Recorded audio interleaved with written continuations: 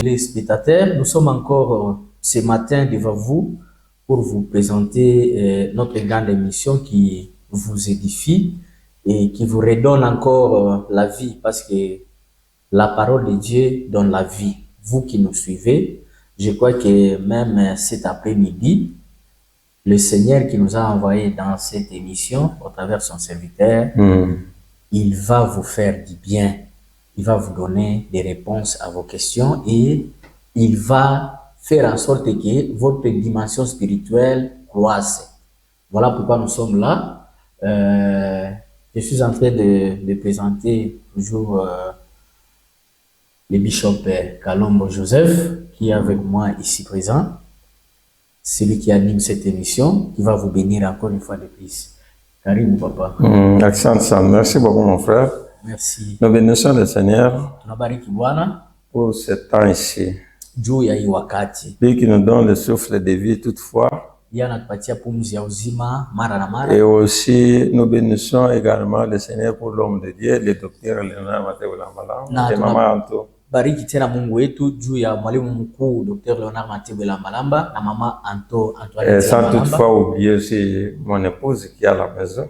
Bila kusahabu Maman Thérèse Mujinga Chibindi. Et lui aussi doit se présenter. Mama Aimé bila kumsahabu, Mama Aimé Katambwe nyumbani. Asante sana na msalimia. Et votre nom aussi? Je suis le berger Philippe.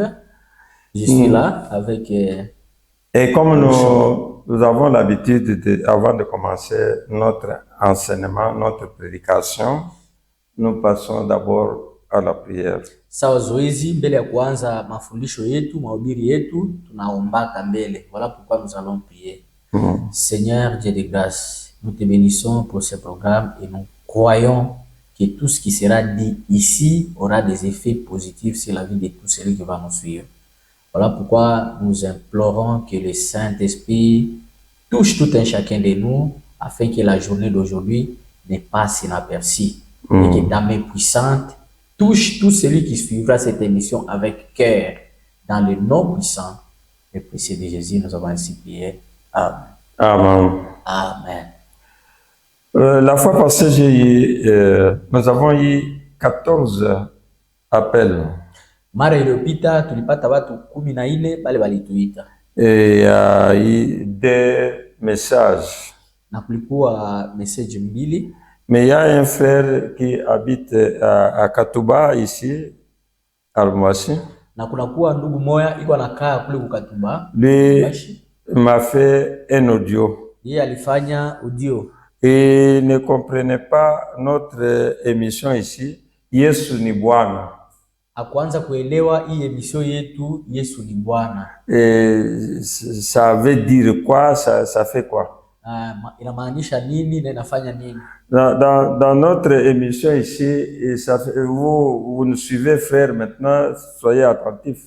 Na mwi emission yetu we ndugu dada unatufataka mwi emission. Nous avons deux grandes parties dans cette émission. Tuko na bipande biwili ndani ya hii emission. Nous avons la première partie, c'est l'étude spéciale des Écritures saintes. Tunakuwa na kujifunza kwa upekee ya miandiko takatifu. Et deuxième partie, c'est la parole de Dieu, les enseignements bibliques. Na kipande ya pili ni neno ya Mungu, mafundisho ya kibibilia. La première partie, la fois passée, j'ai demandé, parce que nous échangeons avec les téléspectateurs, même ceux qui nous suivent à travers la radio RTIV. Na mara iliyopita tuko tunazungumuza na wale wenye kutufata kupitia radio yetu ya RTIV na television yetu. Nous échangeons les idées. Tuko tunabadilisha mawazo. Cette émission, c'est pour augmenter la connaissance véritable, exacte de la parole de Dieu. Na hii emission iko ya kuongeza ufahamu ya kweli ya neno ya Mungu. Nous pouvons poser certaines questions bibliques. Tunaweza kuuliza maulizo mengine ya kibibilia. Mais les questions, les choses qui ne se trouvent pas dans la Bible. Na bitu bingine bile abina ndani ya Biblia. Nous demandons aux téléspectateurs de nous donner, de nous aider aussi, pour aider aussi d'autres personnes qui n'ont pas la connaissance sur la parole de Dieu. Tuko tunaomba bale benye kutufata batusaidie juu tufanye bale benye bana na ufahamu ya neno ya Mungu baijue. Enfin, nous travaillons au niveau de constituer, reconstituer l'église invisible, l'église corps du Christ. Tuko tunatumika juu ya kujengulula kanisa ile aionekane na macho, lakini ile kanisa inaitwa mwili wa Kristo. Nous avons notre communauté, notre église. Shi tuko na kanisa yetu, tuko na communauté yetu. Mais nous aidons aussi d'autres qui prient dans d'autres églises chrétiennes. Lakini tunasaidia bengine bale benye kuomba makanisa ingine ya Kikristo. Même ceux qui ne sont pas, même les musulmans. Ata bale Islamu. Un musulman, je l'ai toujours dit et je le répète, qu'un musulman, ce n'est pas un athée. Narudiliaka anasemaka kila siku, Muislamu ana mtu mwenye ajue Mungu hapana. Il connaît Dieu et Dieu existe, il connaît ça bien. Anajua mzuri Mungu iko hapo na Mungu iko. Il y a certaines choses que les musulmans font que nous ne faisons pas, qui sont correctes. Unakuwa bitu bile bamizima banafanyaka ya mzuri, ejeshi atuifanyaka. Même ceux qui ne prient pas cette émission aussi les aident.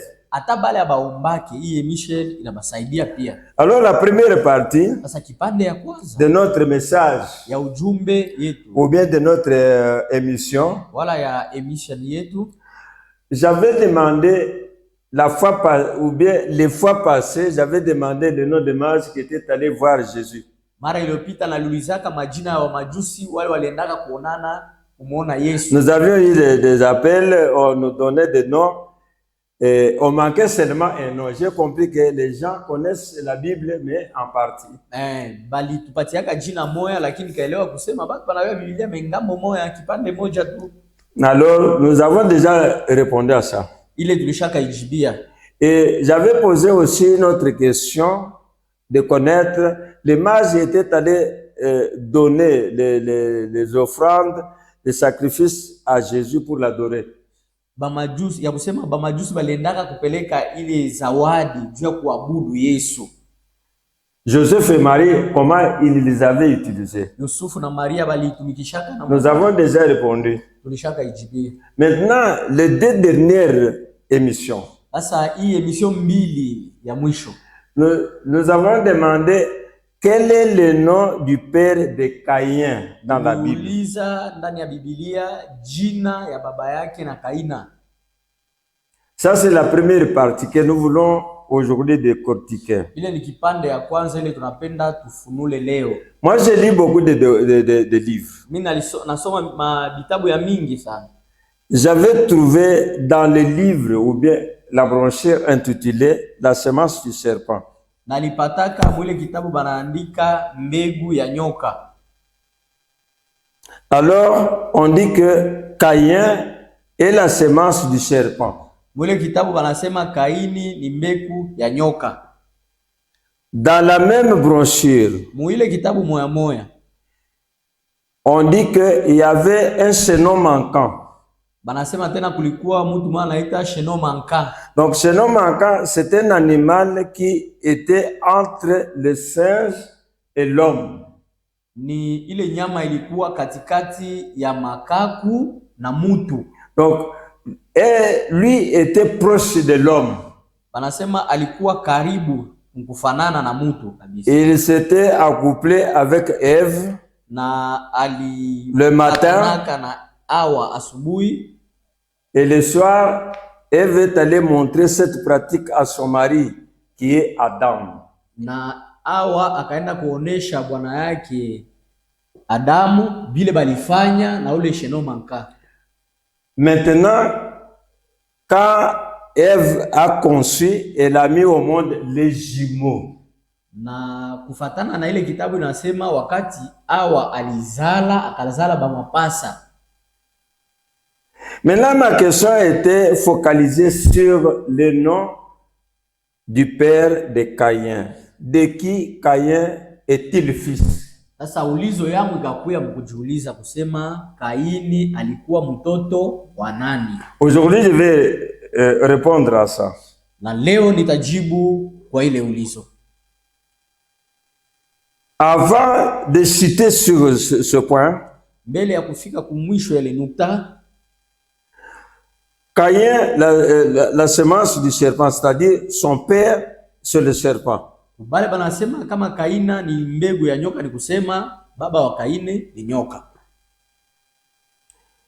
Chenon manquant, c'est deuxième père de Caïn. Chenon manquant anakuwa baba yake wa pili wa Kaina kufuatana na ile vitabu. Troisième nom, c'est Adam. Jina ya tatu ni Adamu. Maintenant, mon problème, c'est de savoir, de connaître quel est le propre père de Caïn. Donc, Caïn, en lui, dans son corps, il avait 3 semences. Mambo yangu ni kujua Kaini ndani yake eti alikuwa na mbegu 3. Nous allons un peu, petit à petit, pour comprendre si Chenon manquant, on va se limiter seulement sur Chenon manquant, qui était une bête. Toutes les bêtes ont des poils. Na eti tutafikia tu mkubakia kusema ule Chenon manquant ule alikuwa nyama. Na manyama yote iko na manyoa. Et une queue. Na mukila. Ne parle pas. Aiseme hapana. Mais nous les hommes, nous n'avons pas de poils. Lakini shi hatuna na ile manyoa saa ya nyama. Nous n'avons pas de queue. Hatuna mikila. Si Chenon manquant, kama ule Chenon manquant, c'était accouplé avec Ève. Alizala na Hawa. Chenon manquant avait aussi, parce que Dieu avait créé le mâle et la femelle. Ule Chenon manquant, vile Mungu aliumba dike na dume, alipasha kuya na yeye. Comment lui Chenon manquant devait connaître comment s'accoupler avec la femelle aussi longtemps qu'il devait commencer avec sa femelle à lui. Namna gani ule Chenon manquant alijua kulala na Hawa, akujua kulala na ule wake bibi yake ule Mungu alimuumba. Oui, il devait s'accoupler avec sa femelle et sa femelle devait concevoir et puis mettre des petits Chenon manquant. Bangepashaka kukutana na ule bibi yake nyama, banazala batoto, bale batoto na biko banyama. Après avoir senti, c'était un privilège. Vile angepasha kusikia sasa ile bahati, furaha. Il vient parler avec Ève qui parlait. Une personne qui parle, une bête qui ne parle pas jusqu'à aujourd'hui. Les bêtes ne parlent jamais. Ils ont leur langage. Mutu iko anasema nyama ashiseme. Paka leo biko vile nyama iko na yake langage ile banaongeaka na batu biko na hapo. Et on dit banasema hivi. Comme Chenon manquant s'était accouplé avec Ève. Sawa vile yule nyama Chenon manquant alipatana na Hawa. Dieu leur avait laissé d'abord de s'accoupler. Mungu alibaachaka kwanza bapatane. Et Ève avait conçu.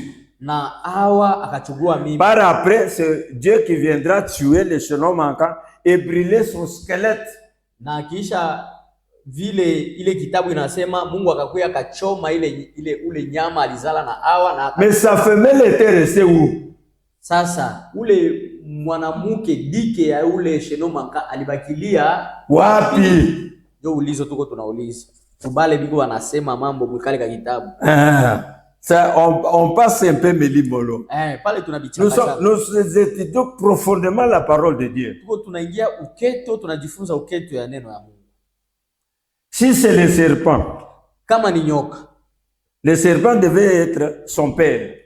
Nyoka ingepasha kuwa baba yake na Kaina. Si c'est Chenon manquant, kama ni Chenon manquant, c'est Chenon manquant qui devait être son père. Chenon manquant ndio angekuwa baba yake na Kaina. Mais écoutez un peu le langage un peu compliqué de la Bible. Sasa sikia mzuri misemo ile ya kuleta mvuruko ndani ya Biblia. Lorsque nous lisons en Jean chapitre 3 verset 7. Wakati tunasoma mkitabu ya Yohane sura yake ya 3 mstari wa 7. C'est Jean-Baptiste qui parle aux gens qui venaient pour se faire baptiser à lui. Ni Yohane Mbatizaji kwa anasema juu ya bale batu biko wanakuya banapenda kubatiziwa kupitia yeye. Et aussi la même phrase a été utilisée par Jésus-Christ. Na ile neno moja ilisemezewa na Yesu Kristo. En Matthieu chapitre 3 verset 7, là il s'agit de Jean-Baptiste. En Matthieu chapitre 12 verset 34 il s'agit de Jésus-Christ qui utilise la même phrase.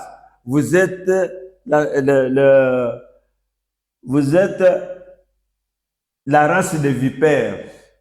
Ile msemo moja moja Yesu naye anairudilia kitabu ya Mathayo, anasema mko kizazi cha nyoka. Deuxième langage. Msemo ya pili. Jésus a dit à Simon Pierre. Yesu anaambia Simoni Petro. Là c'est en Matthieu chapitre 16 verset 23. Mkitabu ya Mathayo sura yake ya 16 mstari wa 23. Arrière de moi Satan. Anamwambia kumkongo yangu shetani. Lorsque nous lisons la première épître de Jean chapitre 3 verset 12. Kama tunasoma kitabu ya Yohane ya kwanza sura yake ya 3 mstari wa 12, l'apôtre Jean dit, mtume Yohane anasema, ne ressemblez pas avec Caïn qui était du malin. Mushifanane na Kaina ule alikuya wa shetani. Jésus dit à Simon Pierre, l'apôtre Judas, Yesu anaambia mtume Yuda que c'est un démon. Anamwambia ni pepo. Maintenant il y a les appellations différentes. Sasa kuna kwa kuita maneno ya kuita ya kuachana. Arrière de moi Satan. Donc on parle de Satan. Kumkongo yangu shetani, pale wanasema juu ya shetani. Vous êtes la race des serpents, des vipères. Mko kizazi ya nyoka.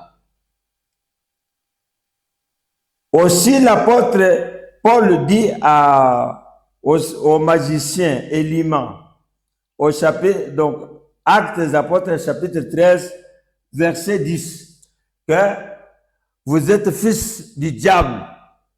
Na mtume Paulo iko anamwambia huyu mchawi ya kusema uko mwana wa shetani. Maintenant on prend ça. Sasa tunabeba ile yote.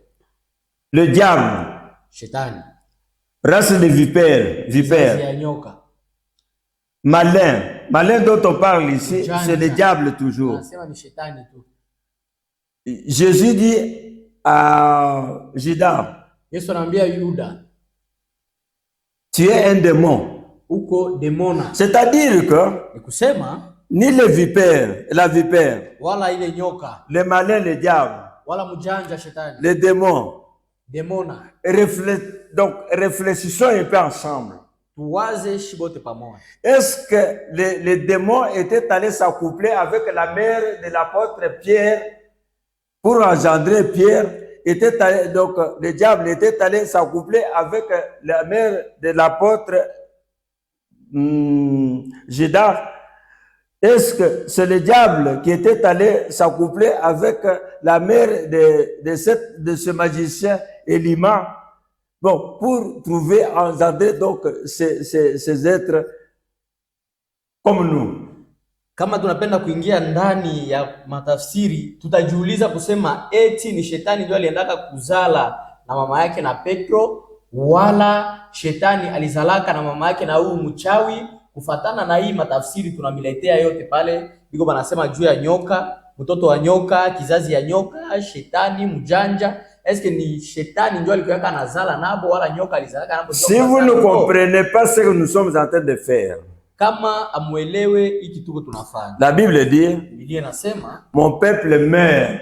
Taifa yangu inakufa. Beaucoup de personnes ont été donc attrapées par de tels messages. Batu mingi walishikwa na maujumbe sawa hii. Il était dans une bonne voie. Alikuwa munjia ya mzuri. Dans une église meilleure. Kanisa nzuri. Où on prêche la parole avec sincérité. Kule banahubiri neno na unyoroka na kusawa. On la capture facilement. Banamushika. Il quitte là-bas pour suivre les enseignements qui ne sont pas bibliques. Anaenda anaanza kufuata mafundisho ile aina ya kibibilia. Ça, ce langage ici, c'est pour montrer, qualifier la personne dans ce qu'elle est en train de faire à ce moment-là. Ce n'est pas le serpent qui est venu s'accoupler avec ça. Il n'y a pas de mon frère, ma soeur, vous qui nous suivez. Aujourd'hui, il n'y a pas de femme. Pourquoi les serpents ne s'accouplent pas avec nos femmes? Votre femme là. Kaka yangu na dada yangu, leo hakuna manyoka. Juu ya nini ile manyoka ailale pamoja na babibi yetu, bale benye tuko nabo? Juu bazale, juu ya nini? Parce que le serpent, c'est une autre nature. Juu nyoka ni kiumbe kingine. Nous les hommes, nous sommes une autre nature. Shiba tuko umbo ingine. Moi, je peux dire ceci. Mimi naweza kusema hivi. Si Caïn était fils de serpent, alikuwa mtoto wa nyoka. Donc, la Bible dit, Biblia inasema Dieu a béni chaque créature. Mungu alibariki kila kiumbe. Que chaque créature se reproduise selon sa nature. Na kila kiumbe kizalane kufatana na hali yayo. Si le serpent était venu s'accoupler avec la femme, kama nyoka alikuwa kuzala na huyu mwanamke, la femme devait concevoir et donc mettre au monde un petit serpent. Ce n'est pas un petit homme. Angepasha kuzala katoto ya nyoka, hapana mtoto wa mtu. Infaisable. Haiwezi kufanyika. Si nous disons que cette période ici, c'est la période de révélation, la période du Saint-Esprit, c'est vrai. Kama tunasema hii wakati tuko mwani, wakati ya ufunuo, wakati ya Roho Mtakatifu iko natenda, ni kweli. Mais nous avons la Bible qui est notre niveau. Lakini tunakuwa na Biblia ile inakuwa kipimo yetu. Nous tirons tout dans la Bible. Tunabeba biote ndani ya Biblia. Nous allons comprendre maintenant pour vous faire comprendre aussi. Tutaelewa juu ya kumielewesha pia na bwe. Nous allons lire Genèse chapitre 4. Tutasoma kitabu ya Mwanzo sura yake ya 4. Genèse chapitre 4 verset 1. Mstari wa kwanza. Là la Bible elle-même va nous donner le nom véritable du père de Caïn. Pale Biblia yo yenyewe itatupatia jina ya kweli ya baba yake na Kaina. Nous lisons la parole de Dieu. Amen. Adam s'accoupla avec Ève sa femme. Celle-ci devient enceinte. Elle mit au monde un fils qu'elle donna le nom de Caïn. Elle dit alors, avec l'aide de l'Éternel, j'ai formé un petit homme. Ça c'est le français courant. Et le français courant. Maintenant, nous allons lire aussi directement au verset 25, chapitre 4 là. Si vous dites que c'est l'esprit, donc le Saint-Esprit qui parle dans un prophète, dans un homme de Dieu bien respecté, mais cet homme de Dieu a utilisé un langage qui est en dehors de la parole de Dieu, ça carrément, c'est un danger. Kama munasema ke roho ya Mungu ilisema ndani ya mtumishi wala nabii mwenye kujiheshimia, lakini ile munasema roho ya Mungu inasema akitoke maneno ya Mungu, mjue ni hatari.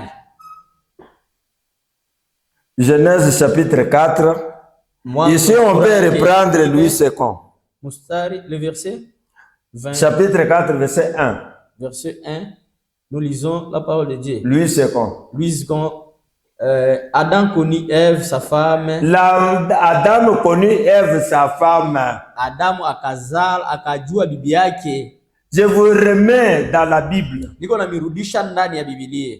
Adam connut Ève sa femme. Adamu akalala na bibi yake Hawa. Allons-y. Et enfantant Caïn, et elle dit, j'ai formé un homme avec l'aide de l'Éternel. Verset 25. 25. Adam connut encore sa femme. Elle enfanta un fils et l'appela du nom de Seth. Car Dieu, dit-elle, Dieu m'a donné un autre fils à la place d'Abel que Caïn a tué. Amen. Gloire à Dieu. Amen. Gloire à Dieu. Amen. Le berger vient de me donner encore quelque chose maintenant. C'est le fait de manquer lire la Bible et la lire profondément jusqu'à la fin. C'est pourquoi nous sommes induits en erreur et captivés par les faux, j'ai dit, les faux et les faux enseignements d'égarement. On vous fait sortir dans la Bible, on vous met dans la parole parlée. Ni mkukosa kujua wakati kusoma Biblia ndani ya uketo, ndio mko mnashikwa kwa ile mafundisho ya bongo, banabitosha munjia ya kweli ya neno ya Mungu, mnaenda mnapotea. Revenez dans une voie véritable. Rudia kunjia ya kweli. Donc, dès que vous prenez le mensonge, donc les gens prennent le mot de mensonge comme une révélation. Watu banabeba maneno ya bongo inakuwa sawa ufunuo. C'est déjà un danger. Ni hatari. Rejetez ça. Mwachane na Biblia. Si vous prenez les mensonges, kama mnabeba vya bongo, vous interprétez les mensonges d'une génération à une autre. Mnatafsiri ile uongo kizazi na les kizazi. Les menteurs n'hériteront jamais le royaume de Dieu. Baongo abatariti kamwe ufalme wa Mungu. Là, vous comprenez que le père de Caïn, biologique, il s'agit bien d'Adam. Pale munaelewa kusema baba mwenye anamuzala Kaini ni Adamu. Nous sommes clairs. Tuko wazi. Alors, la fois prochaine, nous étudierons encore, je vous donne encore un autre sujet d'étude spéciale sur des Écritures saintes. Na mara ingine nitampatia kishina juu ya kujifunza kwa upekee miandiko takatifu. Lorsque nous lisons Apocalypse, wakati tunasoma Ufunuo chapitre 11, sura yake ya 11, verset 3, mstari wa 3. C'est là où nous allons continuer, nous continuerons avec notre étude. Donc kule tutaendelea na kufanya majifunzo yetu. Je demande aux serviteurs de Dieu. Naomba kwa watumishi wa Mungu. Je demande aux servantes de Dieu. Naomba kwa vichakazi wa Mungu. Si vous avez donc quelque chose, comme nous le cherchons ici, donnez-nous les noms ou bien un point biblique que nous pouvons aussi dilayer, donc donner comme étude dans notre étude ici. Donnez-nous une suggestion. Si vous avez une réponse, donnez-nous directement, mais nous allons d'abord commencer par la question que vous nous avez donnée pour donner aux téléspectateurs, même ceux qui nous suivent à la radio RTLV. Watumishi wa Mungu, vichakazi ya Mungu, kama uko na ulizo inahusu Biblia wala mawazo fulani unajiulizaka, unatutumia ayo, tutaanza kumijibia polepole juu ya kuongeza nguvu kwa kanisa ya Yesu Kristo. Mais notre étude prochaine, lakini masomo yetu ile tutajifunza majifunzo ya sera focalisée sur Apocalypse chapitre 11 verset 3. Itakuwa mkitabu ya Ufunuo sura yake ya 11 mstari wa 3. Nous lisons oui. Apocalypse 11:3. 11:3, nous lisons la parole de Dieu. Je donnerai à mes deux témoins le pouvoir de prophétiser, revêtis de sacs pendant 1260 jours. Amen. Amen. Donc la question c'est ici. Donnez-nous les noms de deux serviteurs, de deux prophètes ici. Mweye mututafutie jina ya aba banabii bawili. Nous avons trouvé le nom du père de Caïn, c'est toujours dans la Bible. Ici, nous allons trouver aussi, donnez-nous le nom de deux serviteurs ici. C'est une façon d'étudier, d'élargir la connaissance sur la parole de Dieu, frères et sœurs. Comment une femme peut accepter de dormir ensemble avec une bête qui approche une femme dans son corps, sur son ventre? Dans quelle position le serpent ou bien le chaînon manquant avait pris Ève? C'était une leçon très longue.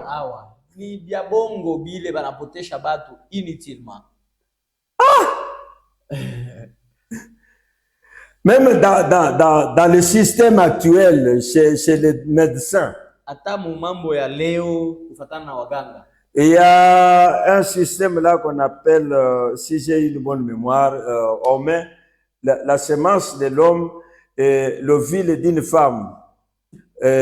On met dans une bouteille, on met ensemble. Après 9 mois, c'est l'enfant qui sort. On avait commencé ça en Angleterre. En 1969, si j'ai une bonne mémoire, les enfants sont là, sont comme les autres. Mais si vous mettez les 2 semences, donc différentes, ça ne produit rien. Kufatana na kiganga, depuis 1960, parce que ce n'est pas la même nature.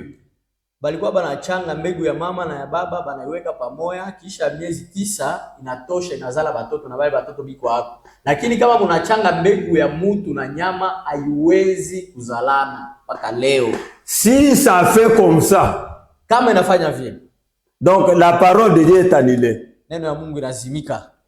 Mais bon, continuons avec ça. Donnez-nous les noms des 2 serviteurs de Dieu ici. Kwa emission prochaine mtatupatia majina ya batumishi bawili benye biko wanasema huku ku Apocalypse. OK. Nous continuons maintenant deuxième partie. Tunaendelea na kipande yetu ya pili. Nous attendons toujours vos réactions. Tunangoya majibu ya kutoka kwenu. Divinement averti. Kufunuliwa muhali ya kimbingu. J'avais dit qu'il y a 6 fois où Dieu avait parlé dans la Bible aux personnes cette phrase qui dit divinement averti. Na nalisemaka mara iliyopita kusema Mungu alisemeza mara 6 bale batu kufatana na hii kishina tu tunasema kufunuliwa mukimbingu. La première personne c'est Noé. Mtu wa kwanza ni Noa. Nous sommes sur Noé et nous allons conclure sur Noé aujourd'hui. Tuko juu ya Noa na tutaendelea tafunga juu ya. Dès que je suis en train de méditer sur la Bible, j'ai compris que dans la Bible il y a même 100 milliards de prédications. Na wakati niko nachunguza Biblia nalikuta kusema Biblia. J'ai compris encore que chaque prédication ou bien chaque enseignement, je ne peux même pas le terminer. Na nikaelewa kusema mafundisho yote siweze kufika kwa hayo mwisho, jiko ya mingi. Divinement averti, c'était Noé. Kufunuliwa mukimbingu ilikuwa kwanza Noa. Et deuxième personne, c'est Moïse a été divinement averti. Mtu wa pili ni Musa, alifunuliwa mukimbingu. Et il y a aussi le vieux ou vieillard Simeon qui avait reçu aussi une révélation. Na kukakuwa pia mzee ule Simeone ule alipata ufunulivu. Et il y a aussi le mage qui était divinement averti. Na kunakuwa pia wa majusi wale walifunuliwa mukimbingu. Il y a Joseph, le père nourricier de Jésus-Christ, qui était divinement averti 4 fois. Kunakuwa Yusufu ule baba yake na Yesu alifunuliwa mara 4 kutokea mbingu. Et 6e fois c'est Corneille. Na mara ya 6 ni Corneli, qui était divinement averti. ule alifunuliwa. Le premier païen qui s'était converti au ministère de l'apôtre l'apôtre Pierre. Upagano wa kwanza ule aliamini huduma ya Paulo. Comme Noé était divinement averti, Sa vile Noa alifunuliwa mukimbingu. J'avais dit parce que Dieu avait vu au ciel. Nalisemaka wakati Mungu aliona kule kumbingu. Lorsqu'on dit dans la Bible, Genèse chapitre 6 versets 2 et 3. Wakati wanasema Biblia mkitabu ya Mwanzo sura yake ya 6 mstari wa kwanza. Que le fils de Dieu, le fils de Dieu était venu prendre les filles des hommes en mariage. Ile banasema wana wa Mungu walikuya kuoa kubeba batoto ya batu ndoa. Or, les fils de Dieu dont on parle là-bas, ce n'est pas les anges, sont les fils de Dieu qui étaient venus, les descendants de Seth, qui étaient dans la volonté de Dieu, à la place d'Abel. Bale batoto ya Mungu abakukua ba malaika hapana, ni batoto bale ba kizazi ya Seti mukizazi ya Abeli. 1 Jean chapitre 3 verset 8. Yohana wa kwanza sura yake ya 3 mstari wa 8. Dit que celui qui fait de bien, Biblia inasema ule anafanya vizuri, et c'est un fils de ni Dieu. mwana wa Mungu. Celui qui fait de bien, ule anafanya vizuri, qui fait la volonté de Dieu, anafanya kutaka on ya l'appelle fils de Dieu. Mungu, anaitwa mwana wa Mungu. Aussi, les anges Pia wa malaika sont appelés fils de Dieu. wameitwa wana wa Mungu. En Job chapitre 1 verset 6. Mu kitabu ya Ayubu sura yake ya kwanza mstari wa 6. Là, l'opération se faisait au ciel. Kule mambo ilikuwa yanapitikana kwa mbingu. Les fils de Dieu étaient en réunion avec Dieu au ciel. Wana wa Mungu walikuwa mkusanyiko Mais les fils de Dieu dont on parle en Genèse chapitre 6 versets 2 et 3. Lakini mu kitabu ya Mwanzo sura yake ya 6 mstari wa 2. L'opération se faisait sur la terre et non au ciel. Mambo ilikuwa yanafanyika pa dunia hapana pa mbingu. Qu'on ne vous embrouille pas avec les messages. Basibivuruke na maujumbe ya Jésus-Christ lui-même est appelé fils de Dieu. Yesu Kristo mwenyewe ameitwa mwana wa Mungu. La raison pour laquelle il a été condamné à mort. Il s'est fait fils de Dieu. Comme lui un homme, il s'est fait fils de Dieu. Ndio kwa maana balimhukumu juu balisema anajifanya kuwa mwana wa Mungu. Mais attention. Lakini angalisho. Hébreux chapitre 1er. Kitabu ya Waebrania sura yake ya kwanza. Verset 4. Mstari wa 4. Là où on parle des anges. Pale biko banazungumza na malaika. On pose la question. Nauliza. Quel est l'ange que Dieu avait dit que vous êtes mon fils? Ni katikati ya malaika gani ule Mungu alisemaka mko batoto yangu? Là maintenant, on nous montre la supériorité de Jésus-Christ sur les anges. Pale biko wanaonyesha kukua juu ya Yesu Kristo juu ya malaika. Parce que Jésus, après avoir été baptisé par Jean-Baptiste, kwa maana Yesu kisha kubatizwa na Yohana Mbatizaji, Dieu a dit, Mungu akasema, celui-ci est mon fils bien-aimé. Huyu ni mwanangu mpendelevu. Lorsqu'ils étaient partis à la montagne de transfiguration, la montagne de Hermon, na wakati balipandaka kule mulima ya Hermoni, les apôtres Pierre, Jacques et Jean, wanafunzi Petro, Yakobo na Yohani, avaient vu une révélation walionaka ufunuo que les autres apôtres n'avaient pas vu. Ile hawa wengine wanafunzi wa Ils avaient entendu la même parole là, la même voix. Sauti moja moja. Celui-ci est mon fils bien-aimé à qui j'ai placé mon amour. Huyu ni mwanangu mpekee mwenye nimempendelea.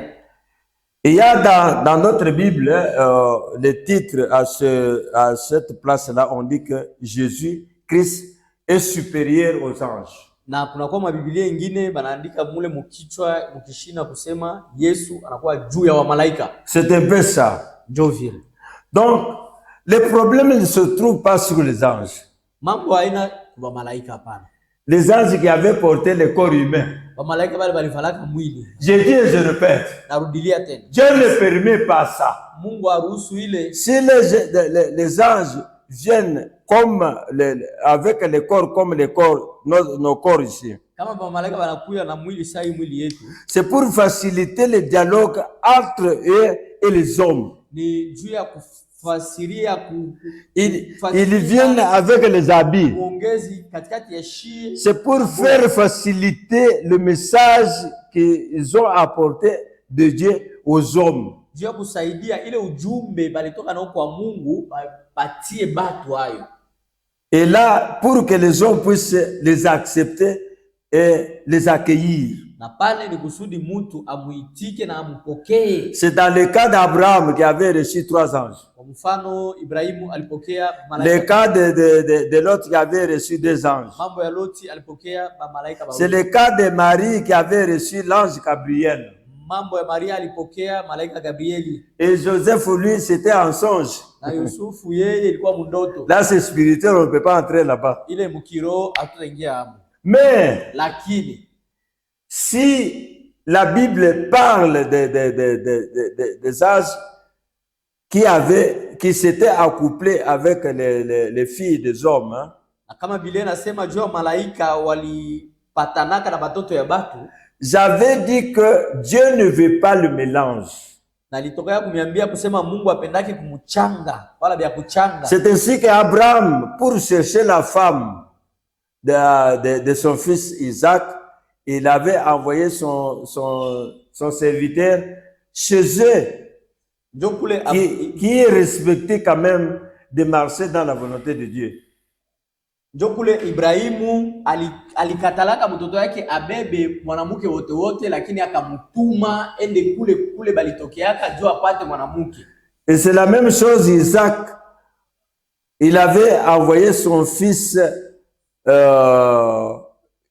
Jacob pour prendre une femme donc dans la famille de Rebecca, sa mère. Njo kule Isaka na yali tumaka mtoto yake Yakobo ende abebe bibi kule kuchama ya mama yake. Maintenant, Manoah, pour prendre la femme de son fils Samson, Manoah dû kubeba mtoto wa c'est Samson qui était allé voir bibi wa Samson. Ni Samson njo aliendaka kubeba.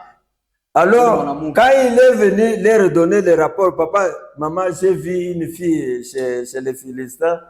Akasema wakati mimi naliona mwanamke kule kwa Filistina. Son père avait donc rétroqué son message. Na baba yake akajibia akakatala ile ujumbe. Est-ce que si chez nous il n'y a pas une fille? Akamuuliza huku kwetu hakuna mwanamke huko. C'est pourquoi j'avais donné des conseils. Ndio maana nalitaka shauri. Si vous êtes fille, kama uko binti, votre mari est là. Bwana yako iko hapo. Si vous êtes garçon, kama uko mwanaume, votre femme est là. Bibi yako iko hapo. Maman, ma fille, mama, mtoto yangu, vous portez deux sœurs. Uko na maziba. Un ou l'autre jour, siku moja wala siku nyingine, ces sœurs-là ile maziwa servent à allaiter les enfants. Kunyonyesha batoto. Mais soyez patiente. Lakini utulizane. Vous les garçons, soyez patients. Mwe banaume mkwe na subira. C'est un peu ça. Ndio vile. Si c'était les anges qui étaient venus s'accoupler avec les filles des hommes, hein. Kama ilikuwa ba malaika ndio walikuya kupatana na batoto ya batu. Lisons un peu pour terminer, nous sommes en train de chuter. Nous rentrons toujours sur Genèse chapitre 6, versets 3 et 4. Le problème ne réside pas au camp des anges, mais au camp des hommes. C'était les fils des hommes qui étaient allés chercher les filles des païens. Nilikuwa batoto ya batu walienda kutafuta babinti ya bapagano. Nous lisons au nom de Jésus. Alors, l'Éternel dit, mon esprit ne restera pas à toujours dans l'homme. Dans l'homme, non dans les anges. Apana muba malaika. Reprenez ça. Alors l'Éternel dit, mon esprit ne restera pas à toujours dans l'homme, car l'homme n'est que chair et ses jours seront de 120 ans. Ok. 120 ans. J'ai donné la lumière pour donner la différence des anges et des hommes. Et les hommes, les enfants des hommes de Dieu qui étaient allés épouser les filles des hommes qui ne craignaient pas Dieu.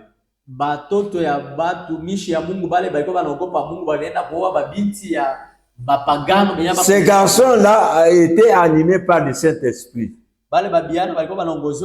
C'est ainsi qu'ils avaient attesté, attesté le Saint-Esprit. C'est ainsi qu'à partir de là, Dieu ne voulait pas que son esprit reste dans les hommes.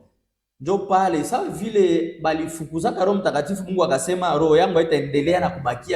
façon alternative, le Saint-Esprit quittait le ciel et puis utilisait une ou deux personnes sur la terre. Et après cette opération, il est rentré au ciel. Mais à partir du jour de la Pentecôte jusqu'à aujourd'hui, le Saint-Esprit est encore sur la terre jusqu'à ce que Jésus reviendra pour nous prendre. Soyez aussi du cortège. Na wewe ukue mwile ngambo juu Roho Mtakatifu ilikuwa yake inakuya inarudia, lakini wakati ya Pentekoste ilikuwa kubakia hapa mpaka pale Yesu atarudia kubeba kanisa. Ici la dernière phrase au verset 3. Hii shairi ya mwisho ya ku verset 3 inasema, Car l'homme n'est que chair. Rentrez d'abord, papa, il y a quelque chose là que je voulais. Ok? Alors, Les le jours. dit, mon esprit ne restera pas toujours dans l'homme, car l'homme n'est que chair et ses jours seront des 120 ans. Donc, les 120 ans ici, Et 120 ans, ça montre la dévaluation de l'homme. inaonesha kushushwa ya miaka ya mtu. Vous qui nous suivez, frères, Mwe benye kutufata kaka, nous tous ici, shibote hapa nous sommes déjà dévalués. balisha tushusha heshima. L'enfant qu'on a mis au monde aujourd'hui Mtoto walizala leo est déjà dévalué. yeye na yeye balisha La dévaluation de l'homme. banashusha heshima ya mtu. La dévaluation de l'homme ici, Shusha heshima ya mtu aujourd'hui, leo. c'est rare qu'on trouve une personne qui vit sur la terre 100 ans, un siècle. Inakuwa nguvu kuona mtu anaishi pa dunia na miaka 100. C'est dévalué. Balisha punguza. Nous lisons même en Psaume chapitre 90, verset 10. Tunasoma hata Psalm 90 verset 10.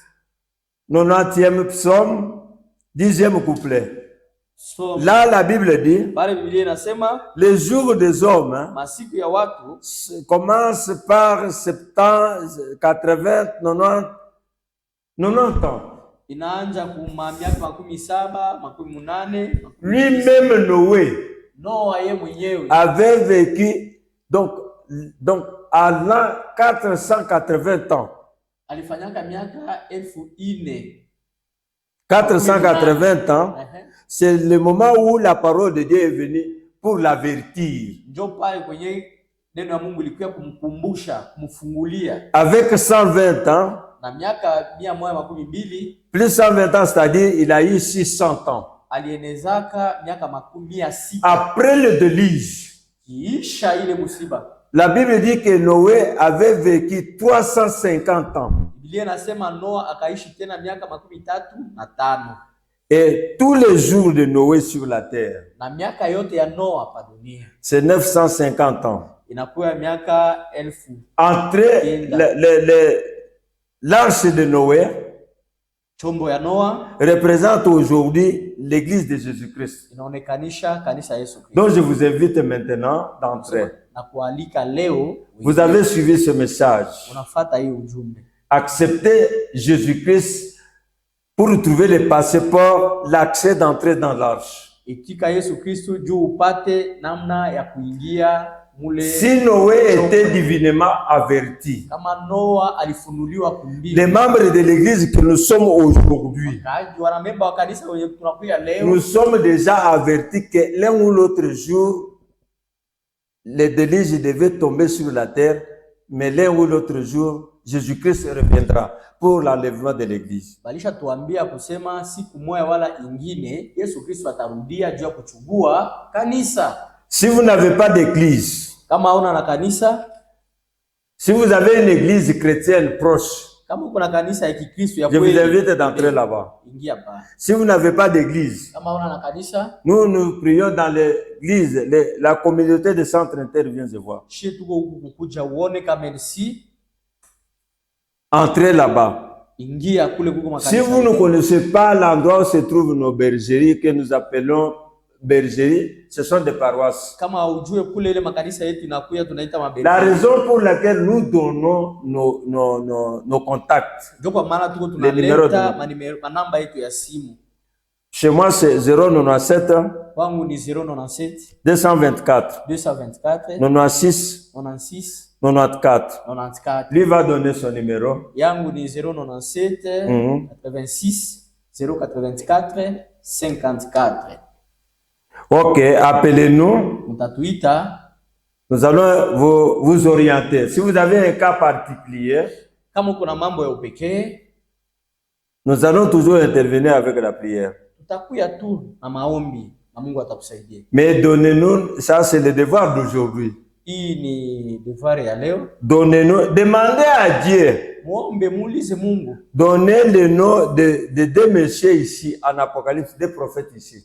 Mutupatie majina ya nabii wawili mu kitabu ya Apocalypse. Si vous avez les noms, Kama unakuwa na majina, donnez des explications lete matafsiri et donnez-nous les noms là avec l'appui de la parole de Dieu, les versets bibliques. mutupatie ile majina na msingi Lui doit donner la requête que nous pouvons prier maintenant. Ndio, nous allons prier. Sois attentif. Tunapenda Mungu akusaidie, que Dieu commence à te révéler, parce que nous sommes dans l'année de la révélation, afin que ton esprit ne soit pas ballonné comme un ballon d'air sur n'importe quel enseignement. Amen. Mais que tu crois aux enseignements de Jésus-Christ qui est dans la parole de Dieu. Qui est oh Seigneur Jésus. Voilà pourquoi nous allons prier pour toi, afin que la lumière de Dieu soit sur toi et sur toute ta maison pour connaître le vrai Dieu. Nous allons prier. Papa. Seigneur Dieu Tout-Puissant, nous avons parlé de ta part. Prier pour ton peuple. Nos frères et nos sœurs nous ont suivis et nous sommes entrés dans leur maison sans leur vouloir, mais l'Esprit de Dieu leur avait touché pour qu'ils puissent brancher sur cette chaîne de consolation. C'est lui ou celle qui nous a suivis, Père très saint. Je le recommande entre tes saintes mains, que leur vie soit renouvelée et qu'ils soient divinement avertis avec le Saint-Esprit, Seigneur, qu'ils obtiennent beaucoup de révélations, Seigneur. Et tu es capable d'ouvrir leurs yeux spirituels pour qu'ils puissent voir aussi les choses qui se passent au niveau spirituel, et d'ouvrir aussi leurs oreilles spirituelles, qu'ils comprennent aussi les voies au niveau spirituel. Béni soit ton nom, Père. Béni soit ton nom, Seigneur. Béni soit ton nom, et nous disons sincèrement merci. Que tous ceux qui nous ont suivis, qui soient connectés au Saint-Esprit, afin qu'ils soient pris dans les faux enseignements, mais qui voient ta lumière, qui vivent ta lumière, qui soient délivrés, libérés, relâchés. Oh Seigneur. Même s'ils avaient des maladies, qui retrouvent la guérison à travers de cette prière. Dans le nom puissant et précieux de Jésus, nous avons ainsi prié. Amen. Amen. Amen. Amen.